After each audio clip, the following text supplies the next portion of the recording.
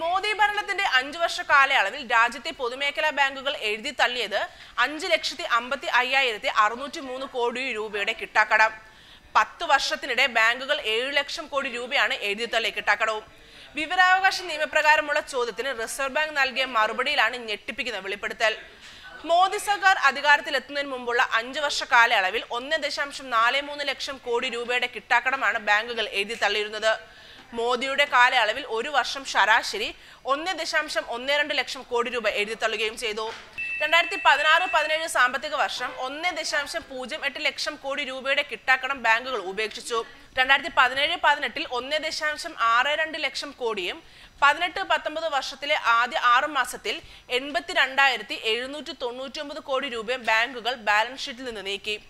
2018 October-December കാലയളവിൽ 64,000 കോടി രൂപയുടെ കിട്ടാക്കടം വേണ്ടെന്ന് വെച്ചു. 18-19 വർഷത്തിൽ 9 മാസത്തിൽ മാത്രം 1.47 ലക്ഷം കോടി രൂപ ബാങ്കുകൾ എഴുതി തള്ളിയിരുന്നു. ആരുടെയൊക്കെ കടമാണ് എഴുതി തള്ളിയെന്ന് വ്യക്തമല്ല. കിട്ടാക്കടത്തിൽ നല്ലൊരു പങ്കും വൻകിട കോർപ്പറേറ്റുകളുടേതാണെന്ന് ബാങ്കിംഗ് വൃത്തങ്ങൾ പറയുന്നു.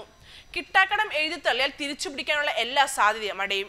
ആരുടെയൊക്കെ കിട്ടാക്കടമാണ് എഴുതി തള്ളിയതെന്ന് ബാങ്ക് വെളിപ്പെടുത്തണമെന്ന ആവശ്യം ബാങ്ക് യൂണിയനുകൾ കാലങ്ങളായി മുന്നോട്ട് വയ്ക്കുന്നതാണ്.